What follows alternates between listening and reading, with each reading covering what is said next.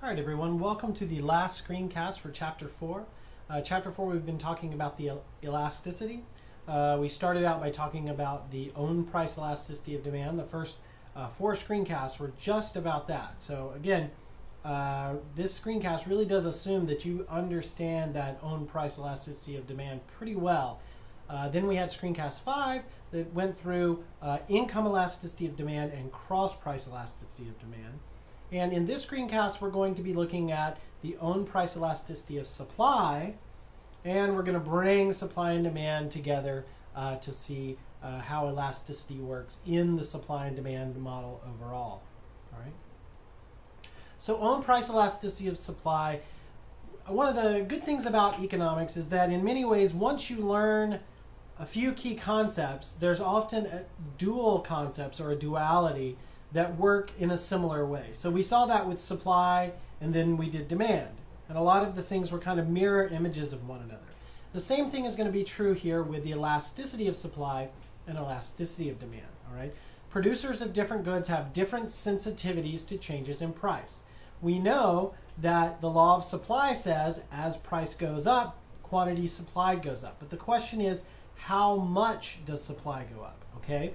Will a firm produce a lot more of that good, or will they only increase production by a small amount? And why? We call this the price elasticity of supply. It's a measure of the responsiveness of the quantity supplied to a change in price. All right. So what determines the elasticity of supply? In other words, what would make one good have very elastic supply, and what would make another good have very inelastic supply? All right. Well, the first is the flexibility of producers. The more production flexibility that producers have in an industry, the more elastic the supply. So, in other words, if they can switch their different factors of production easily to doing something different, if they can substitute to making something different really easily, then they can be more responsive to changes in price. All right. A firm will have more production flexibility if it's able to have extra capacity really quickly, maintain inventory, and relocate easily. All right.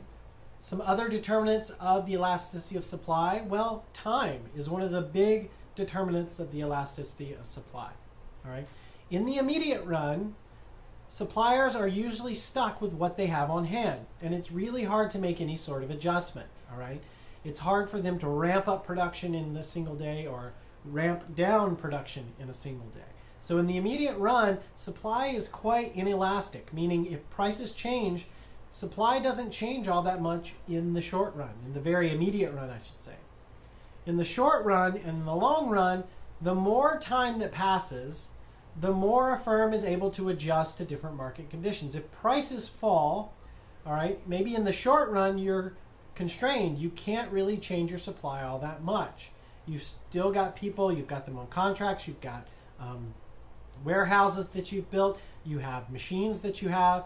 But in the long run, if price falls, maybe you shut down a warehouse, maybe you lay off some people.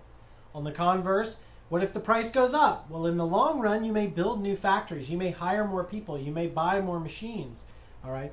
But in the very short run, or the immediate run as the book calls it, it's hard to do those sorts of things. So the more time you have, the more elastic we consider supply to be.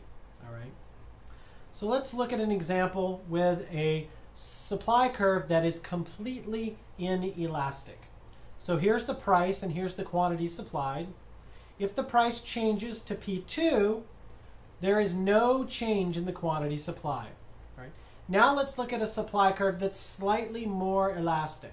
All right. Notice here at P2, we do get a change in the quantity supplied. All right. The quantity supplied now increases as this price increases. All right. What about for the same price change, but for a even more elastic supply curve? All right. Well, we can just come across with the price here, and we'll see that we will get even more of a quantity supplied. So the more elastic the supply curve is, the bigger the change in the quantity supplied is. With perfectly inelastic, there was no change. With slightly more elastic there at S2, we got that change from Q1 to Q2. with the even more elastic supply curve at S3, we went from Q1 to Q3. So we get an even bigger change, all right? So this is what the formula for the elasticity of supply is, the own price elasticity of supply. Price elasticity of supply, quantity supplied changes as a result of the change in price. Change in price is here, percent change in quantity supplied is in the numerator, all right? So will this ratio be positive or negative? Well, if I increase the price, what do you expect happens to the quantity supplied? It goes up, right? That is the law of supply. As the price goes up, we expect to see the quantity supplied go up, all right? So that's why price elasticity of supply will be positive, all right? So let's look at a few, let's kind of summarize all of this. A perfectly inelastic supply is when the elasticity of supply is 0. So this is like oceanfront land. You can't build any more oceanfront land. The supply is fixed, all right? So the elasticity of supply equals 0. Relatively inelastic, goods with relatively inelastic supply are things where the elasticity of supply is between 0 and 1. Cell phone towers, right? It's hard, if supply ramps up suddenly for new cell phone service, it's hard to build a lot of cell phone towers immediately, all right? Then something that's relatively elastic might be hot dog vendors, or maybe even the amount of hot dogs the hot dog vendor brings from day to day. So that has an elasticity of supply that is greater than 1. And again, this is the own price elasticity of supply, the price of the good itself. So let's combine supply and demand. All right, so we've previously drawn shifts in demand and supply, and we've studied how those changes changed the equilibrium price and quantity. All right, so we would have a demand curve and we would have a supply curve, price, quantity, demand, supply. All right. And we would say, okay, what happens when demand shifts? All right, so this is D prime. Well, obviously, we were at a price here and a quantity here. We'll call this P star. We'll call this Q star. And now we're going to be at a higher price, P double star, and a higher quantity, Q double star. But the question of elasticity is, when that price changed, how responsive was the change in the quantity supply? All right, that's what we want to know. That's where elasticity comes into play, all right? Because if supply there had been more inelastic, very inelastic, then we would not have seen such a big change in the quantity supply. So let's look at this when looking at the market for oil. So here's the demand for oil, and this is going to be the short-run supply for oil. So let's say that there's an equilibrium price of 60 and an equilibrium quantity of Q1. And then something happens. There's a big demand increase. There's a demand shock.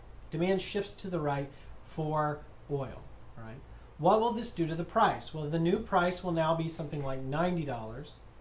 And the quantity supplied will increase, but not by much, because look at this supply curve. It's very inelastic. It's very steep.